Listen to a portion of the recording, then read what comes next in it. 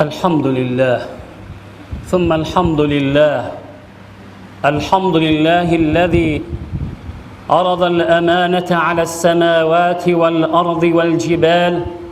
فأبين أن يحملنها وأشفقن منها وحملها الإنسان إنه كان ظلوما جهولا. أحمده وأشهد أن لا إله إلا الله وحده لا شريك له، وأشهد أن سيدنا ونبينا محمدا عبده ورسوله صلوات الله وسلامه عليه وعلى آله وأصحابه إلى يوم الدين، خصوصا على سادات ديننا ذوي القدر العلي والفخر الجليل أبي بكر وعمر وعثمان وعلي،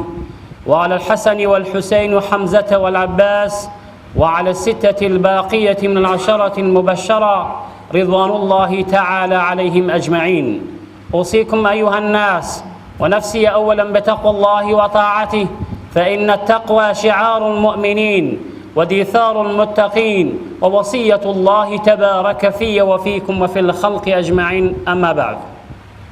لپاش حمد و سپاس و ستایشێکی بێپایان بۆ خدای پەروەردیگار و داواکردنی بارانی ڕەحمەت و مەهرەبانی بۆ سەرگیانی محەممەد المستەفا صلی الله عليه وسلم و بۆ سەرگیانی یاران و دۆستان و خۆشەویستانی ئەو پێغەمبەرە تا ڕۆژی دوایی.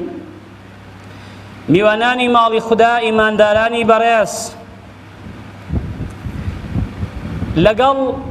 ژیانی ڕۆژانەماندا، لەگەڵ هاتنی ناخۆشی و ناڕەحەتیەکانماندا، لەگەڵ هەبوونی تەواوی قەیرانەکانماندا،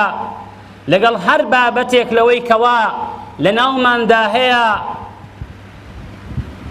ئەسەرێک هەیە، واتە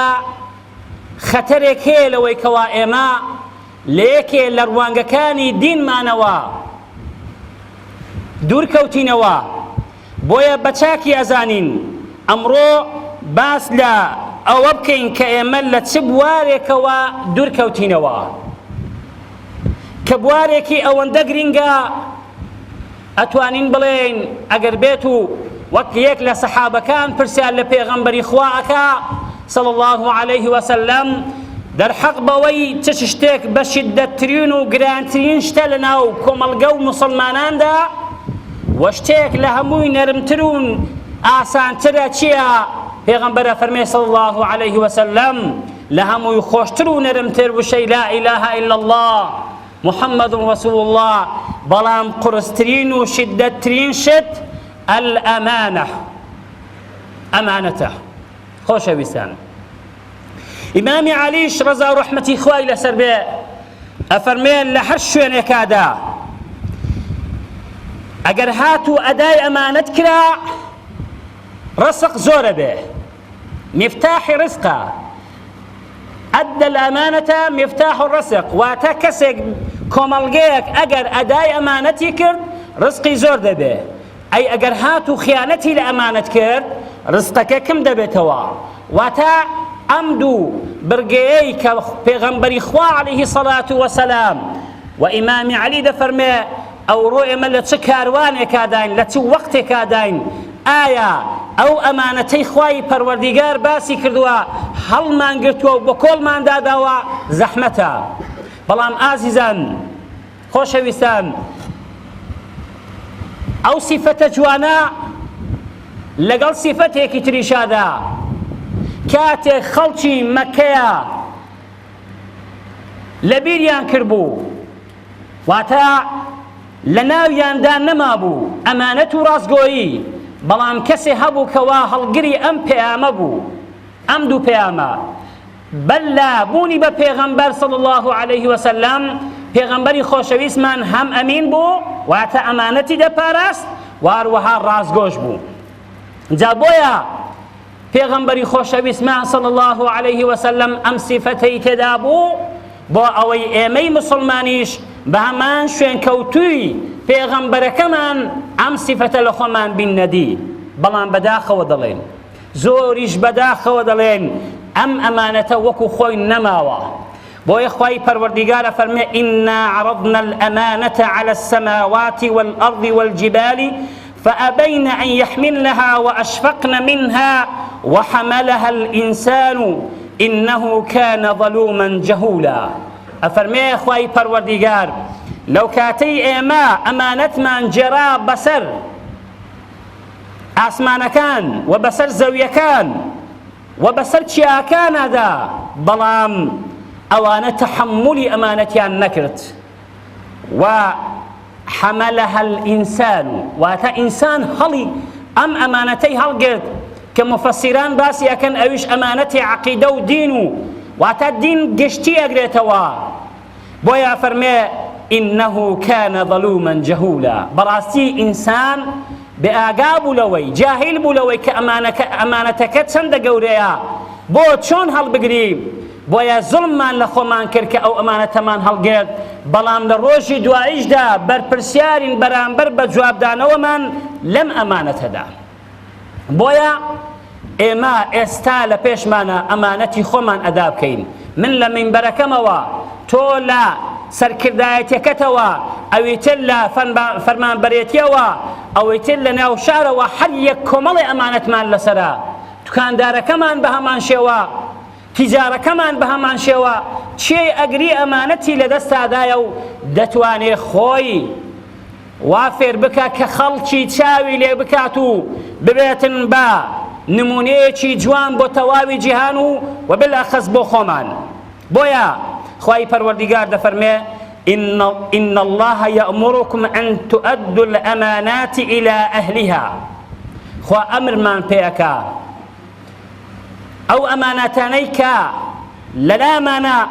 بدين وشوي بدين وخاونكانيان شي خاونين أمانتا كسم البو بكري أما آيات لشوي سبب نزولكي لشوي هاد دفرمي لو كاتي فتحي مككرا پیغمبری خوشویسمان صلى الله عليه وسلم لنيو صحابة كان راوست أبو كليلكان درقاي كردنوي كعباء لدستي شدابون لدستي عثمان كوي طلحي دابون پیغمبری خوا عليه الصلاة والسلام داواي كرد فرمي يا عثمان أمكي لا ننبدي بو أوي درقاي كعبة بكموا كدستي هنا عثماني كوي طلحي عليه إمام عباس رضا ورحمة إخوائي لسربي فرمي يا محمد أمكن لا نبدأ بمن لقل أو جراني مكة على يكسر عثمان دستكي خوي تشايا ولوي كواكي لكان بدأ تدستي بيغمبر صلى الله عليه وسلم بلان بيغمبر إخوة عليه الصلاة والسلام فرمي بهنا إن جا بيدا يو بيغمبر إخوة عليه الصلاة والسلام أم آتي إخوين دوا إن الله يأمركم أن تؤدوا الأمانات إلى أهلها خوا أمر من بيكا أمانة كان بجرين وبوخا ونكانيان جاء أمانة زور وقت باس مانكر أمانة زور أقريتوا لويك إما باسي ليو بكين بلام چەند لە توانامان داهەبوو لە وەختمان داهەبوو دەیکەین بە دیاری بۆیەوەی خۆشەویست بۆیە ئەگەر ئەمانەتەکان لە دەستی خاوەنەکانیاندا بوو قەت خەڵک تووشی ناڕحەتی و نەهامەتی و قەیران و ماڵوێرانی نابێ بەڵام کاتی ئەمانەت کەتە دەستی کەسێک کە نایزانێ بیپارێزێ وامان بەسەردێ وەک دەبینین خوای گەورە محفوظمان بکات و هیدایەتی هەموو لایەکمان بدە ئازیزان ئەمانەت لا حەزرەتی جوبرائیلەوە تا دەگاتە نەفەرێکی بەسیتی ئێمەشەوە خۆی ئەبێنێتەوە نەزەلە بیهی ڕوح الئەمین ئەم قورئانە کە ئەمانەتێکی گەورەیە لەسەر شانی هەموو لایەکمانەوە لەوێوە هات تا دەگەیشتە دەستی حەزرەتی جوبرائیل ئەم قورئانەی بە ئەمانەت هێنادایە دەستی محەممەد المستەفا صلی الله عليه وسلم و ئەویش بە ئەمانەتی بە ئێمەت گەیاند ئەی ئێمە چی لێ بکەین ئێمەش ئەبێ وەکو خۆی چۆنە ئاوا پەیڕەوی بکەین و بەسەر خۆمان و بەسەر موسڵمانان بەگشتیە بۆیە ئەفەرمێ لەسەر زوبانی کۆمەڵێ لە پێغەمبەران سەڵات و سەلامی خوایان لەسەر بێ هەمویان فەرمیانە ئینی لەکوم ڕەسوول ئەمین ئێمە نێردراوی خوای پەروەردیگارین و ئەمینیشین بەسەر کارەکانمانەوە. بەڵێ هەموو پێغەمبەرەکان ئەمین بوون لەو کارێکەوە کەوتو بێ دەستیان، وەکو نوح عەلەیهی سەلام، وەکو هود، وەکو صالح، وەکو لوط، وەکو شوعەیب إلى آخری هەموو پێغەمبەرەکان ئەم وشەیان فەرمووە، واتە نێردراوی خودان و ئەمینیشن. بۆیە بوونی لەگەڵ ئەوەشدا ئەفەرمێ على لسان ابنة شعيب، يك لكسكاني شعيب أليت بباوكي خوي، قالت إحداهما يا أبت استأجره إن خير من استأجرت القوي الأمين. فرمي أي باوكم أو بياوا بإجارة بقربوي كارد بوبكا أم بياوا شيبو حضرت موسى عليه الصلاة والسلام وعلى نبينا. فرمي لبروي أوي توكا دي قريبا ئیجارەی ئەگری ئەم پیاوە پیاوێکی زۆر قەویە، واتە قووەتی هەیە، توانای هەیە، لەگەڵ توانایەکەشی زۆر ئەمینە، تەماشەی ناکرد بەوەی کەوا ئاور بداتەوە کچەکان ببێنێ، ئەمانەت لەوێشەوە دەست پێ ئەکا. ئەمە گرینگە ئینسان ڕاچاوی بکە. ئەمانەت لە دەستت، لە زوبانت، لە چاوت، لە گوێسکەت، لە هەر جسمی خۆت، لە هەر هەمووی ئەمانەت خۆیە بینیتەوە. لەوەش بەولاوە ئەمانەت بەسەر هەموو ئەو کارانەی کە لە دەستتدایە خۆی دەبێنێتەوە. لێک لەوانە کە عەبدوڵای کوڕی دینار بۆمانە جێڕیتەوە، فەرمێ لەگەڵ ئیمامی عومەرا دابووم ڕەزا و ڕەحمەتی خوای لەسەر بێ، فەرمی بەرەو مەکەیە ئاڕۆیشتین، لە ڕێگادا گەیشتین بە پیاوێک کە شوانی کۆمەڵێک حەیوان بوو. دەڵێ پێمان گوت ئیمامی عومەر ئیختیباری کرد داخۆ ئەم شوانە چەندە ئەمینە بەرامبەر بەو سەروەت و سامانەی کە لە دەستیدایە. پێمان گوت ئیمامی عومەر پێی فەرموو، وتی بۆ حەیوانێکمان پێ نافرۆشی؟ کابرا گوتی ئەیە من چۆن؟ ئیختیباری کرد ئیمامی عومەر، ئەی من چۆن جوابی سەیدەکەی خۆم بدەمەوە؟ یعنی عەبد بۆ ئەو کابرایە. فەرمی ئەگەر چیەوە بڵێ گورگ خواردی، فەرمی ئەدی خوای چ لێ بکەم ئەگەر بڵێم گورگ خواردی؟ ئەمێ ئەمانەت پاراستن. بۆیە ئیمامی عومەر ڕەزا و ڕەحمەتی خوای لەسەر بێ چوو ئەم پیاوەی ئازاد کرد لە دەستی سەیدەکەی، فەرمی ئەوا لە دونیام ئازاد کردی، ئینشاءالله لە ڕۆژی دواییشدا ئەبێتە هۆی ئازادکردنی تۆ ئەم ڕازگۆیە و ئەو ئەمانەتەی کەوا پاراسوتە. ئازیزان، زۆر کەس هەیە داوای پلە و پایە ئەکا، زۆر کەس هەیە لە منسەبادایە، یەک لەوانە هەر لە ئێستانە لە سەردەمی پێغەمبەرە عەلەیهی سەڵات وەسەلام سەحابەکانیش داوای پلە و پایان کردووە، بەڵام پێغەمبەری خوا چۆن جوابی داینەوە؟ ئەمە جێگای پرسیارە و ئەبێ ئێمە دەرس لەوە وەربگرین. بەڵێ ئەباذەر یەکێکە لە سەحابە خیبارەکانی پێغەمبەرە عەلەیهی سەڵات وەسەلام، فەرمی ئەی پێغەمبەری خوا، من ئەوەندە لە نێو سەحابەکاندا ماندووم و لەگەڵ ئێوەدا لە جیهاد و لە خزمەتی دینادام، بۆ هەر یەکە و پلە و پایەکی پێیە، بەڵام من نیمە، بۆ منیش پلەیەکم نەبێ. پێغەمبەری خوا فەرمی یا ئەباذەر، تۆ سەحابەیەکی دینداری و علمزانین و قورئان خوێندنەوە هەتا کۆتایی، بەڵام منسەب واتە ببی بە پرسیاری شوێنێک، ئەمە پیاوی خۆی دەوێ، تۆ پیاوێکی زەعیفی لەو بارەیەوە، ئەبێ تۆ ئەمانەتێکی گەورە بپارێزی، ئەنجا تۆ ئەبی بە بەرپرس. ئایا لە وڵاتی مەدا ئەمە وایە؟ وەکو پێغەمبەرە فەرمێ صلی الله علیه وسلم کە زۆر جار بینیومانە کەسی ئەمین لە شوێنێکی زۆر پارە و پول دانراوە، لەبەرەوەی کە ئەمینە و نەیدزیوە لایەنداوە، تۆ بەکەلێک نایی، لەبەرەوەی دزی نەکردووە. بەڵام ئەگەر بێن تەماشا بکەین تەواوی دنیا لە تاجیرەکانەوە فێری ئەخلاقی باشە بێ، بەڵام تاجیرێک کە موسڵمان بێ. بەدەستمان نمونەی هەرە گەورەمان کە بەدەستەوەیە وەکو مالیزیا، ئەندەلوسیا، ئەم دوو وڵاتە کە بە ملیۆنە خەڵک موسڵمان بووە، بە زەبری شمشێر نەخێر بەهۆی تاجیرەکانەوە موسڵمان بووە. لەبەرەوەی تاجیرەکانەوە هەندە ڕازگۆ بوونە، ئەو هەندە ئەمین بوونە لە ماڵەکەی خۆیانەوە، ئەوان ئەم سیفەتە ئەم پێشتەیەکی جوان بووە، یەکسەر خەڵکەکە بە دوای دینگەڕاوە و موسڵمان بووە. ئەی ئێستا ئەگەر بە دوای تاجیرەکانمان ڕێزمان مەعڕێزمان بۆ گەلێک لە تاجیری ڕازگۆ و ئەمین، ئەگەر لە ئەوانەی کە ئێستا خیانەتێکی زۆر گەورە لەگەڵ خاک و نیشتیمانی خۆیان لەگەڵ نەتەوەی خۆیان ئاکەن، بەهێنانی شتی خراپی ئێکسپایر و شتی یعنی عادی بۆ ئەو وڵاتە تەنها بە وەقت بە سەعاتیش بکە، ئەمە بەڕاستی کارەساتە خەڵکی لە تاجیرەکانەوە موسڵمان بوون بەڵام ئێستا ئەگەر بەراوردی بکەینەوە ئەبێ خەڵک لە دین دوورکەوێتەوە بۆیە پێویستە ئێمە بگەڕێنەوە سەر ئەسڵی خۆمان کە ئەم دینە پیرۆزەیە ئازیزان خوای گەورە لە سوورەتی مؤمنون کۆمەڵی سیفەتی ئیماندار ئەژمێرێ بۆیە یەک لەو سیفەتانەی کەوە پێش نوێژەکانیشی خستووە خوای پەروەردیگار والذين هم لأماناتهم وعهدهم راعون واتە سیفەتی ئیماندار ئەوەیەکەوە ئەو ئەمانەتەی لە لای دائەنێن ئەدای بکە وەکو خۆی بگەینێ نەخیانەتی تێدا بکە خوا نەخواستە ببێتە هۆکارێک بۆ ئەوەی کەوا هەم خۆی و هەم خەڵکیش پێی گرفتار ببێ بۆیە پێغەمبەری خۆشەویستمان ئەفەرمێ صلی الله عليه وسلم لا إيمان لمن لا أمانة له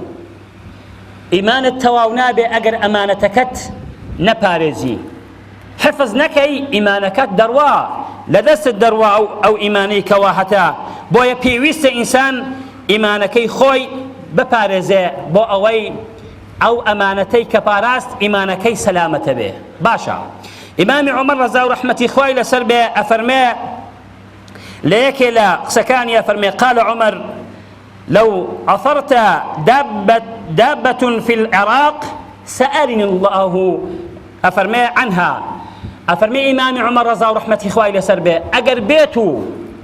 دابة بقشتيك ليتوا هم أسب هم حشتر هم جدريج هر يك لو بابتانا بقري دابة قشتا دابيك لعراق نسكو بري أجر جوي لو وشي إمام عمر بقرينو باوردی ورد بینەوە واوەیلا بۆ سەرکردەکە و مەسئولەکانمان لەکوێوە جوابی خۆیان بدەنەوە ئیمامی عومەر لە مەدینەیە ئەو قسەیە فەرمێ ئەگەر لە عێراقا دابێک نسکۆ بەرێ خوای گەورە لە ڕۆژی دواییدا لێمە پرسێتەوە بۆ ئەو ڕێگات بۆ خۆش نەکرد ئەوە ڕێگای دابەکانمانە ئەی ڕێگای خەڵکی بە سەدان خەڵک لەبەر یەک تاسە تووشی حادیسە بووە ئەی قایم قام ئەی مدر نەحیا ئەی سەر کردە چۆن جوابی خۆتە دەیەوە لە ڕۆژی دواییدا ئەوە ئیمام عومەر واڵێ ئەم مەسئولیەتە ئەمانەتە لە دەستماندایە ئەم مینبەرە ئەمانەتە لە دەستی منادایە هەتا کۆتایی چۆن جوابی خۆمان بدەینە لە ڕۆژی دواییدا خوا لێمان بپرسێ ئەم بەحرا لە پارە و پول و لە سەروەت و سامان هەبوو ئەی بۆ ئەو ڕێگایەوە بوو بۆ خەڵک تووشی سەدەمە و ناڕحەتی و ماڵوێرانی بوو چه جوابت ئەدەیەوە ئەی ئەو کەسەی لەسەر پۆستا دای هاوار مەکەن بە دوای پۆستا مەگەڕێن چونکی حیسابتان زۆرە بێ لە ڕۆژی دواییدا بەڵام بەداخەوە هەمومان ئەو توموحەمان هەیە بەبێ ئەوەی بزانین ڕۆژێک دادێ لێمانە پرسێتەوە لەو دانیشتنەی لەسەر کورسیەکەمان لەسەر مێزەکەمان کە دانیشین ئایا ئەو حەقەمان داوە ئەو ئەمانەتەی لە ئەستۆمان دامان هەمانە داومانە ئەوە جێگای پرسیارە وەک ئیمامی عومەر ڕەزا و ڕەحمەتی خوای لەسەر بێ ئەبێ ئەوا ئینسان ڕەفتار بکە لەگەڵ چی لەگەڵ ئەمانەتەکەی واتە ئەگەر ئەمانەتت باش بوو دینەکە سەلامەتە بێ بەڵام دەبێ هەوڵ بدەین ئەم ئەمانەتە بجێڕینەوە سەر ئەسڵی خۆیان نەک من هەوڵ بدەم بۆ ئەوەی بمە بەرپرسێ لە شوێنێکدا بۆ ئەوەی زیاد لە پێویست بۆ خۆم و بۆ کەس و کار و هەتا کۆتایی پەنا بکەم بەبێ ئەوەی ئاگام لەوە بێ خوای پەروەردیگار دەمبینێ بۆیە ئەگەر لە ئەمانەت و لە عەدالەتە تەماشا بکەین ئیمامی عومەر پشتی شێری بەرەکەوێ بۆیە شەوێ لە شەوان ئیمامی عومەر ڕەزا و ڕەحمەتی خوای لەسەر بێ بەنێو کۆڵانەکانی مەدینەیە ئەسوورێتەوە ئایا حاڵی ئەو خەڵکە چۆنە لە ماڵێک گوێی لە گفتوگۆیەکە ئەبێ ئەوە ئەو کەسانە ئەگرێتەوە کە ئەم ڕەفتارە ئەکەن جە هەر کەسێ بێ گوێی لە گفتوگۆیەکە بێ لە بەینی دایکێک و کچێکە دایکەکە ئاو لەگەڵ شیرەکە بەڵام کچەکە پێڵێ ئەی دایکە ئەو ئیمامی عومەر بۆ خۆی کوێلەیە پێڵێ ئەی دایکە ئاو لە شیر مەکە لەبەر ئەوەی سبەینێ ئەمیری ئیمانداران عومەری کوڕی خەتاب بزانێ تۆ سزا ئەدرێی ئەویش وڵامی داتەوە ئەڵێ عومەری کوڕی خەتاب چۆن نەزانێ من ئەوم تێ کردووە فەرمی ئەگەر ئەو نەزانێ ئەدی خوای هەمومان چۆن نەزانێەوە تۆ ئاوت لە ناو شیر کردووە تخوا چەند ئاو لە ناو شیر کراوە چەند نەوت لەناو بنزین کراوە سیارەکان هەموو خرابوون ئەمە هەمووی ئەمانەتێکە لە دەستماندا بۆیە ئەمیری ئیمانداران عومەری کوڕی خەتاب ئەم ماڵە بەنیشانەکە بەیانی مناڵەکانی بانگەکە کوڕەکان ئەفەرمێ هەرێک لە ئێوە ئەو ژنە بهێنێ ئەجننا لە دواییدا ئەگەر ئێوە نەینن بۆ خۆم دەهێنم ئەو کچەیە بۆیە یەکێک لە کوڕەکانی کە ناوی عاصمە ئەم ئافرەتە دەنیت و لە دواییدا 5 کەس لە نەتەوەی ئەم ئافرەتەیە پەیدا بن هەر 5 ئەبن بە خەلیفەی ئیسلام ئەمێ ئەمانەت ئەگەر تۆ ئەمانەت بپارێزی هەم سیارەکەت هەم خواردنەکەت حتا کۆتایی سەلامەت دەبێ هەتا بۆ ئەوەی هەموو لایەکمان سەلامەت بێ بۆی پێغەمبەری خۆشەویستمانە فەرمێ صلی الله عليه وسلم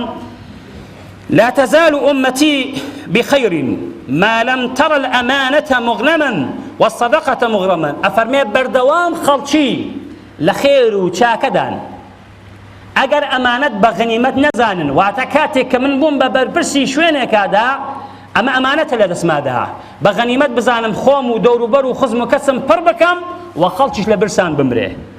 خەڵکیش نانی نەبێ بخوا خەڵکیش قەردار بێ خانووی نەبێ پارەی کرێی نەبێ پارەی ئاوی نەبێ پارەی کارەبای نەبێ و منیش بەتەنیا حەچی هەیە بۆ جیفانی خۆم ڕابکێشم ئەمە غەنیمەتە و ئەمانەتەی ئێستا واتە ئەم پلەی پایی کە خەڵک تێیدایە بە غەنیمەی زانیوە خۆی پێدەوڵەمەند بکە خەڵکیش بمرێ لە برسان ئەمە لە ڕۆژی دواییدا ئەبێت جوابی خۆمان بدەینەوە بۆیە پێغەمبەر فەرمێ صلی الله عليه وسلم المجالس بالأمانة مجلس كان من أمانة أو ما عليك إخوائك إمتى دانشون أم قفت جويا أمانة للاي هموتان من يشبه من شوا إلا سي مجلس نبي مجلس كوا سفك دم حرام خينش حرامي تدا برجة أبيتو أو راستي بلي ومجلس أجرهاتو أو فرج حرام يعني لو مجلس هذا زنا بكري تو شاهدي چوارم بي ابي قصب كيو بو اوي كوا او حقا بقات جي خوي او اقطاع مال بغير حق اگر مالك امانته مالك بخري بغير حق ابي تو او امانته بقيني تخوات سن من او امانته من قاندوا مالي او خلق هجار فقيرو لقوما واخرى اگر كسانك بلن امانه ظلمكن أمانة غدركن حقي خلق خون بيعاد زبن أي إيمانك لشوية لا إيمان لمن لا أمانة له والله إيمانتني أجر أمانة النبي أدي أم سروة سامانا أم سرمايك هي لولات هذا يهمو مانيا تنها بوكس يدوك سيكس نخير أما أمانتها بشتي خوتان بوقي يمكن لروج دواي داخواي جورا لسر أم أمانة تشيان بسر دينه وإيوي فقير ومنيش لقل دابم خواهي قورا پشتیوان من به أم حقيان لأستينه ولا روجي دوايدا بويا پیغمبر لفرموديك فرميه صلى الله عليه وسلم لروجي دوايدا أو كسيكوا لصفي غزا شهيد بوا ديهنه خواهي پروردگار برو جهنم يابا فرمي بيها ولناو أغري جهنم هاوية فرموي يا ربي من بوبا ولناو هاوية من جهادم كردوا أفرمي خواهي پروردگار تو أمانت أدانة كردوا كواتا أمانت أو هنده قوريا حتى لبناوي خواه جهاد بكي أگر أداي أمانت نكي بحش زحمته بچاو ببيني بويا خوتان لو أمانته بپارزن كبيغمبر فرمي صلى الله عليه وسلم آية المنافق 3 نشان كان منافقي سيشتن يكلوان إذا حدث كذب كاتي قسأكات دروبكا وإذا أتمنى خانا وإذا أجر هاتو شتيتشان لا دانا خيانتي تدابكا وإذا وعد أخلفا واتا أجر كسك أمس شتيتي دا بنجي أو هيج كمان تان نبي منافقة قصب كدروبكا وعد بدب خلاف ذا أمانة شللابة خيانة لأمانة تبكا جابوا خوم بحمو الأمان بحاكم بين شيء أو صفتي تدايا خواهي قورا محفوظ مان بك إن شاء الله بويا فرمي جاء رجل يسأل رسول الله صلى الله عليه وسلم متى الساعة پیاوی هات خدمت پیغمبری خوا عليه الصلاة والسلام فرموی أي پیغمبری خوا کی قیامت داده پیغمبر فرمی صلى الله عليه وسلم إذا وضعت الأمانة فانتظروا الساعة كاتك أمانة بزايعشو تو چاوروانی دنیا خرابون بکا فرمی چون اما بزانین پیغمبر فرمی صلی الله علیه و سلم وكيف او پیاو فرمی وكيف اضاعتها چون امانته بضايعت يا رسول الله پیغمبر فرمی قال اذا وسدت الامر لغير اهلها فانتظر الساعه اذا وسدت الامر لغير اهلها فانتظر الساعه اگر امر قراب ولاي كسك كخاوني امكار النبي تو چاورواني دنيا خراب بابو امانت بضايع چوا امانت لرز در چوا بويا اگر من شايني ايرنا بم او امانتا لمن وهتا كوتاي اگر شويني كرسي كمان نبين منبر كمان نبين فانتظر الساعة أبي تشاورواني تيكشوني دنيا بكين براسي أجر أورو أو فرمودي بيغمبري خواور بقرين صد أما براسي بضايع شوا بو كوتاو تارمان بروداوي شي هر دوباره إمام عمر دينوا كرزاو رحمتي خواي لسر بي زور ماندي بو أم آينو بو أمتي محمد المصطفى صلى الله عليه وسلم چه لكار بدستكان من ئەتوانێ بڵێ بەقەدەر یەک مسقالە زەڕەی ئەم پیاوە من ڕەفتارم کردووە زەحمەتە چێ لە سەرکردەکانمان بەناو کۆڵانی فەقیرەکانە ئەگەڕێ چێ برسیە چێ تێنیە چێ غەمی هەیە بەداخەوە بەڵکو مەجالت نادە قسەش بکەی بەڵکو مەجالت نادە بچێ لاشی چۆن بەناو تا بگەڕێ هەشەرمی دێ بەناو کۆڵانەکانە بگەڕێ ئیلا بە سیارەی بەرز نەبێ کە تاسەش ناکە بەڵام با بچینە خزمەت ئەم ڕووداوە بۆ ئەوەی هەم مەسئول و سەرکردەکانمان دەرسی لەوە بگرن هەم خۆشمان پێی بگەڕێنەوە بۆیە دەفەرمێ ئیمامی عومەر لەگەڵ ئەمە سیفەتی ئەو بوو لەگەڵ عەبدوڕەحمانی کوڕی عەوفە بەنێو شاری مەدینەیە ئەسوورانەوە بۆ ئەوەی بزان حاڵ و گوزرانی خەڵکە لە شەوە ئەسوورانەوە چۆنە خەڵک نوستووە و ئیسراحەتە ئەوان لەناو شارە ئەسوورێن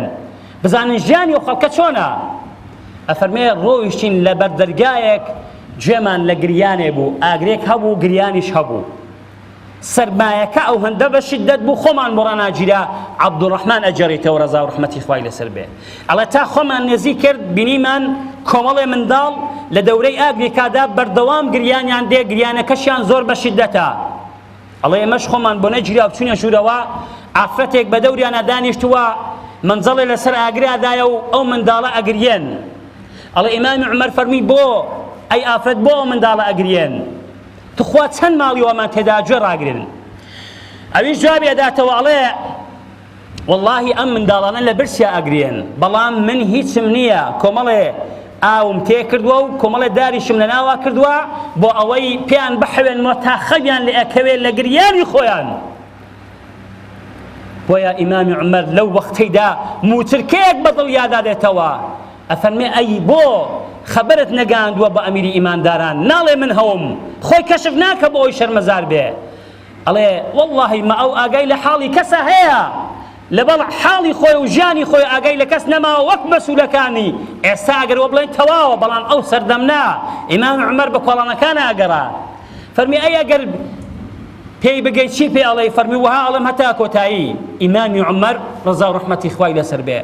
یەکسەر گەڕاوە بەیت الماڵ کۆمەڵێ هات لەگەڵ ڕوونە لەگەڵ هەنجوینە هێنایی فەرمی ئەبێن نەنوی هەتا ئەم خواردنە حازرەکەی بە منداڵەکانە دەی بەڵێ لە دەرێ ئەفەرمێ عەبدوڕەحمانی کوڕی عەوف ئێمە چاوەڕوانمانە کرد لە دەرەوە فەرمووی سەرمایەکە و هەندە بە شیدەت بوو حجماییمان نەما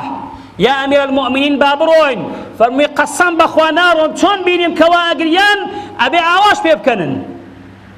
ناڕۆم تخوا چەند مناڵی وا لە کوردستانی ئێمە ئەگریێ لە برسان لە بێپارەیان لە غەریبیان بۆیە دەفەرمێ لەوێ وەستاین ئەو سەرما و ناخۆشی و ناڕەحەتێمان بینی هەتا منداڵەکان قاقای پێکەنینیان هەبوو بەڵێ چوونەوە لە نوێژی بەیانی و بە ئافرەتەکەشی گوت بەیانی وەرە لای ئەمیری ئیمانداران من پشتگیریت ئەکەم ئەڵێ کە چوونەوە نوێژی بەیانی چوونە نوێژ عومەری کوڕی خەتاب ئەمیری ئیماندارانەوە بێ پێشنوێژی بکە بەڵێ پێشنوێژی کرد بەڵام قەسەم بەخوا عەبدوڕەحمانە فەرمێ لە هیچ وشەیەکی حاڵی نەبوون لەبەر گریانە ئەبێ ئەوا بین سەرکردە ئەبێ ئەوا بێ نەک کاتێ لەسەر کورسی و مێزەکەی دانیشی خەڵک هەموو بە عەبدی خۆی بزانێ بۆیە دەفەرمێ بەیانی ئافرەتەکە هات بینی عومەری کوڕی خەتاب لە بینی إمام علي لبين عثمان كري عفان دانيشتوا أما خليفة إيمان دارانا كتاوي فيكود ناسية أو بياوي شويدي بو أو شتي لدستي أبو راس كوت خواروا إمام عمر فرمي ورا والله هشتاش من قرداري توم لروجي دوايش دانك ليروا ورا لوي وهات كاغزي تشنيسي قلتي من ظلم لتو كردوا كاغزي تشنيسي فرموي اواش 600 درهم شد بدا ما بو مالو من علكات ما نقاناش موتشي بوبرينوا بلام ام كاغزا لنا وكفنا كم دادن روجي دواي داغر خواي قورا محاسبا بكا بابا القيخون بيبي بو اوي بلين من اوام كردو يا رب العالمين كتو بي عالمي أبي سر كذا أوابه إنزا ملت إصلاحته إنزا ملت نانيشي بإصلاحة أخوة إنزا ملت أو ملتها بك خوي بقرباني سر كذا كيابك يا ربي خدا لت أبارينوا أمانة بهم لا يكمن بجريوا خدا أبارينوا أوانيك وا إضاعي أمانتك هداية كان بدي خدا أواني مال يا خلقا بهدر أخون بغنيمة أخون خدا هداية كان بدي أجر هرشان بن خدا لكرو ملتيان وكيوا يا ربي خدا هدايتهم ولا يكمن بك خدایا رحمان پێ بکەی شفای نەخۆشەکانمان بدەی خدایا لێت ئەپارڕینەوە ئەو وڵاتەی کە پێت بەخشین خدا بمان بپارێزی خدا لێت دەپارڕینەوە مەحفوظی کەی لە دەستی ڕێگران و زاڵمان و داگیرکەران لە دەستی ئەو کەسانەی کە دەیانەوێت لێمان تێک بدەن ئینشاءالله خوا لەوان تێک بدا یا ربی خدا بالئەخەز برا پێشمەرگەکانمان مەحفوظ بکەی ڕاوەستاویان بکەی لە سەنگەرەکاندا سەرکەوتویان بکەی بەسەر دژمنەکانیاندا یا ربی خدا لێت دەپارڕین و شفای بەخێریش بۆ بریندارەکانمان بنێری و یا ربی خدا لێت دەپارڕینەوە ئەوانەش کە شەهید بوون لەگەڵ شەهیدانی بەدر و حونێن ناجیان بکەیەوە ئینشاءالله و بە شەهادەت لە قەڵەمیان بدەی و خوای گەورە ئەو وڵاتەمان بۆ حفظ بکەی و بیپارێزی لە دەستی تێکدەران و ناحەزان ئینشاءالله و یا ربی خدایە حاکمەتی ڕاستەقینەی دینی ئیسلام بۆ ئێمە بۆ تەواوی جیهانا بنێری آمين يا رب العالمين نبهني وإياكم من نعمة الغافرين واحسن وإياكم تحت لواء سيد المرسلين أستغفر الله العظيم لي ولكم ولسائر المسلمين آمين